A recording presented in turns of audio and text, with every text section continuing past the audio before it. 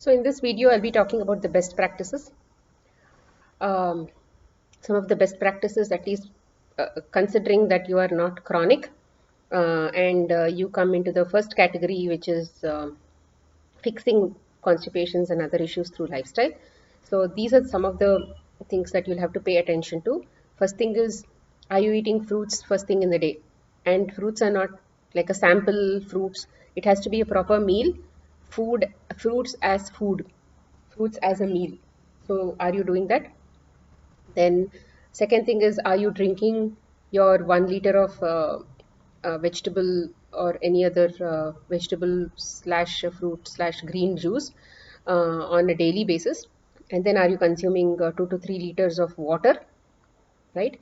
So your fluid intake at least has to be 3 liters in a day. I'm speaking about an adult.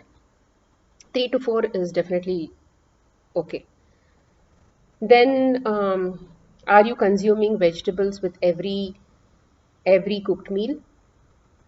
And vegetables, 50% of your plate has to be vegetables, that is raw vegetables, and then you can bring in 30% of cooked vegetables or dals, 20% of grains. You can also consume grain free. Either way, make sure that you consume raw vegetables in your diet. Third, next one is, are you exercising every single day? Are you moving your body every single day? Because we are muscles. We are nothing but muscles. And we are a bunch of muscles. And muscles, for muscles to work, it needs to be used. Only when it is used, it moves. And we will also be using and moving these muscles when we do exercises. So there are, you can Google on abdominal exercises, or you can work with an expert and target each of these muscles if you're very specific.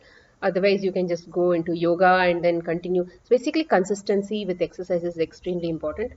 The more you are into exercises, the more you are into movements, the better is your health. So we cannot lead a sedentary lifestyle. It is highly impossible that we lead a sedentary lifestyle and expect health. So movement is very important, and I don't suggest walking for movement, because when walking has to actually be considered as exercise, it has to be literally brisk, where you're panting, and it is like a HIIT, and with certain bursts of slow walking, that is relaxed walking, and after that it has to be again HIIT kind of walking. So if you're basically generally strolling in the park and counting your steps and all that, I advise that that should be done by people who really cannot move their body, maybe senior citizens who have a lot of conditions and who have not worked their body in the past. I suggest that such things be left to them, but other people should definitely consider moving any part of the, at least warm up. They have to start with warm up every single day, add one exercises, or if they are doing 15 counts and 1 rep, they can increase it to 15 counts 2 reps, or even 10 counts 1 rep, 10 counts 2 reps. So either way, move something. So when you're moving your muscles, um, and continue to move your muscles on a daily basis. So if you make it a habit of giving some time to your body on a daily basis, the body will repay you back with service.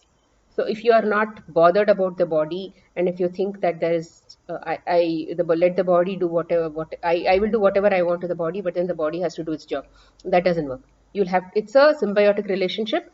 Our soul and the body has a symbiotic relationship, and then we are expected to the soul is expected to take care of this body. So ensure that you keep your vehicle in order for your purpose to be completed on earth. Otherwise, this is not going to work. So ensure, otherwise what will happen is that one day the soul will decide that, oh, this body is not really working for me. I will just have to just chuck it and then move on to the next life. So again, in the next life, you'll have to be born as a baby. First 18 years of life is gone. So it's a waste. So basically use this life effectively, exercise, um, eat well, eat right after exercises. It is mental health. In fact, I should put mental health first. So be positive. I mean, more than be positive, learn to learn to be stable, in all kinds of conditions, whether it is difficult conditions, whether it is challenging conditions, or whether it is happy conditions. Ensure that your mind is stable. And for that mind to be stable, you'll have to understand why I have to be stable, how I have to be stable. And for that, knowledge is extremely necessary. I suggest that you join a Gita class, or read books of enlightened masters, and understand how they led their life, what is their approach to thinking. So many books are there in the market, and then listen to people like BK Shivani, Sadhguru, and all these people. So put some effort to bring your mental health in order. Only you have to take care of yourself. There is nobody else who can actually pay attention to the amount of attention that you can give to yourself. So bring in some amount of your time for yourself, for the grooming of yourself, for the upkeep of your own body, mind, and soul, right?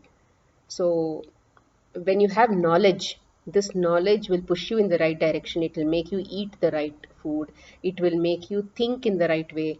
And see, when you eat the right food, when you eat a lot of raw foods, what also happens is when you bring in a lot of sattvic foods inside your body, which is pranic foods, which is things that are alive, which are made up of these five elements, not dead foods. Dead foods where there is no prana. So when you bring in all these alive foods, they also keep your mental health in order, because the gut is the second brain. In fact, it is the first brain, if I should say. So those germs, which symbiotic germs, which are collectively helping us operate, digesting, and all those things, they also send signals to the brain.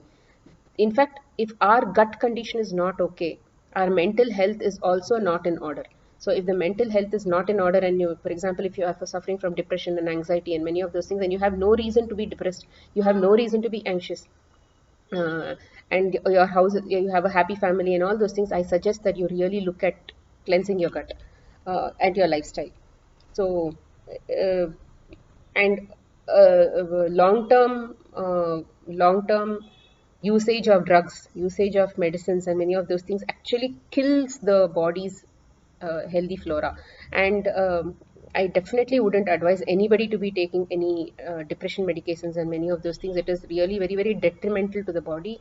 At even small doses are very, very detrimental to the body. You need to work on yourself, and that is, these are not life threatening, but then they are slow poisons.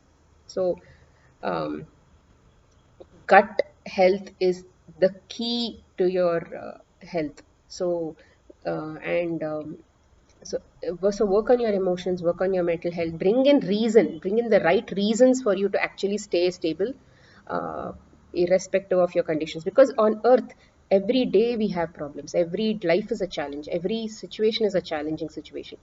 If you we somehow try to go and look for happiness in everything. So I suggest that you don't look for happiness in anything. In fact, learn to look at being stable irrespective of whether you're happy or sad. That is what is actually going to keep us more balanced in either of the conditions. So oscillating between a happy and a sad situation is not something that we are here for. We are here for stability. We are here to learn stable lives. Stable mind is what we are here for. So work, and irrespective of all the stressful situations in the office, if we understand that, okay, I need to be in my present, what is my duty, what is my soul calling? Am I here for the soul, or am I here for the for running behind what a job, money, and this and that? So when your fundamentals of the right way of thinking is very, very is in order, then you will be able to be calm in any situation. So um, right, so that is about mental health and all those things. And then if you have long term issues with respect to your um, colonic health, bring discipline, expect that it is not going to change overnight. Drop all the expectations of food and other things. You bring your first most priority has to be to fix many of these things. So by developing habits that are going to be consistent, right? So these are some of the things I wanted to tell. And the last thing that I wanted to really mention, very, very important, don't wait for the don't wait for urgency. Don't wait till you feel urgent, that, and only then go to the restroom.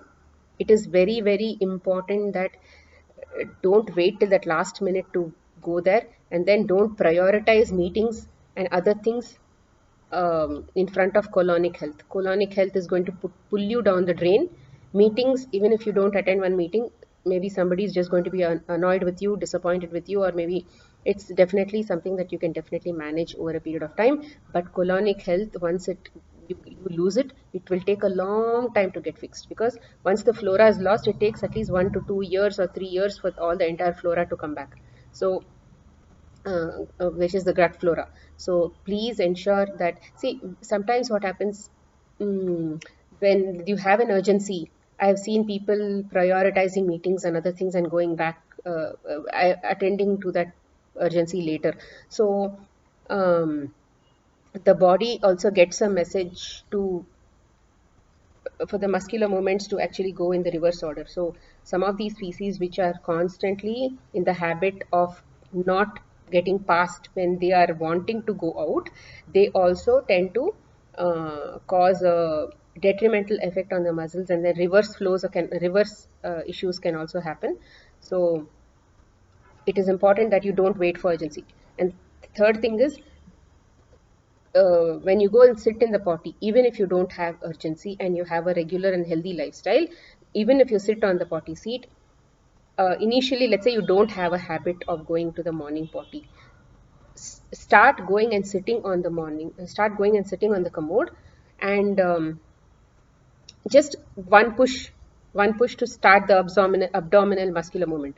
And secondly, mentally also keep what do you say, convincing yourself that something is actually flowing and it is coming out, like Santa Claus is coming, Santa Claus is coming, kind of thing. You can just imagine that things are actually coming out. So mental training in that moment when you're sitting on the commode, and physically, let's say, one push and waiting for that abdominal movements to start is very important. See, when the house is very silent, and especially early in the mornings, you can actually hear the colon move. You can hear some small ripples, you can hear some small puddles, and those kinds of sounds you can actually hear when you are sitting in the potty, and when the environment is very silent.